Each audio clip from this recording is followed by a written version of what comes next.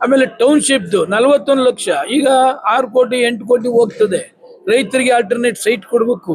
ಅದನ್ನ ಯಾಕೆ ಕೊಡ್ತಾ ಇಲ್ಲ? ಸರ್ಕಾರದ ಏನ್ ಪ್ರಾಬ್ಲಮ್ ಇದೆ ಅಂತ ಅವ್ನು ಕೇಳಿ ಹೇಳ್ಬೇಕು. ಇವನ್ ಯಾರು ನನ್ನನ್ನು ಕ್ವಶನ್ ಮಾಡಕ್ಕೆ?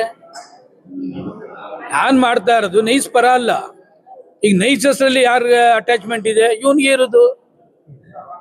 ಈಗ ಕೆಂಗೇರಿಯಲ್ಲಿ ಸನ್ ಸಿಟಿ 28 ಎಕರೆ ಆಶ್ರಯ ಅಂತ ಆಗಿತ್ತು. ಅದನ್ನ ಕ್ಯಾನ್ಸಲ್ ಮಾಡಿ ನೈಸು ಕೊಟ್ಟಿದ್ದಾರೆ. ಟೋಲ್ಗೂ ಇಲ್ಲ, ನೈಸ್ ರೋಡ್ಗೂ ಇಲ್ಲ. 28 ಎಕರೆ ಯಾಕೆ ಕೊಟ್ರು? ಇವತ್ತು 1 ಎಕರೆ 10 ಕೋಟಿ ಆಗ್ತದೆ.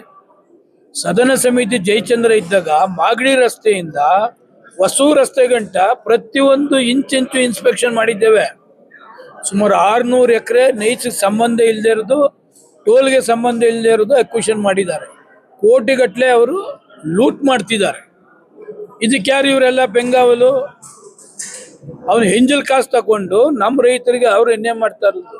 ನಾನು 6ನೇ ಎಲೆಕ್ಷನ್ನು ಒಂದು ದಿವಸ ನೈಸ್ ಹತ್ರ ಕೇಣಿ ತಕ್ಕ ಹೋಗಿ ನನ್ನ ಹಣಕಾಸು ಸಹಾಯ ನಾನು ಕೇಳಲಿಲ್ಲ. ನಿಮ್ಮ ನೈಸಲ್ಲಿ ಕೆಲಸ ಮಾಡೋರಿಗೆ ನನಗೆ ಎಲೆಕ್ಷನ್ನಲ್ಲಿ ಸಹಾಯ ಮಾಡಿ ಅಂತ ಕೇಳಲಿಲ್ಲ. ರೈತ ಏನು ಹೇಳ್ತಾರೆ ಅದಕ್ಕೆ ನಾನು ಸಹಾಯ ಮಾಡ್ತೀನಿ. ಏನಾರು ಇದ್ರೆ ಅವ್ರು ಆನ್ಸರ್ ಮಾಡ್ಬೇಕ್ರಿ. ಇವನ್ ಯಾರು ನನಗೆ ಆನ್ಸರ್ ಮಾಡಕ್ಕೆ? ಇಲ್ಲ ಇವನ್ ಯಾರು ಇವನು ಅಲ್ವಾ? ಇದ್ರೆ ಕೇಂದ್ರ ಮಾಡ್ಬೇಕಷ್ಟೇ. ಅವ್ರು ಆನ್ಸರ್ ಮಾಡ್ಲಿ.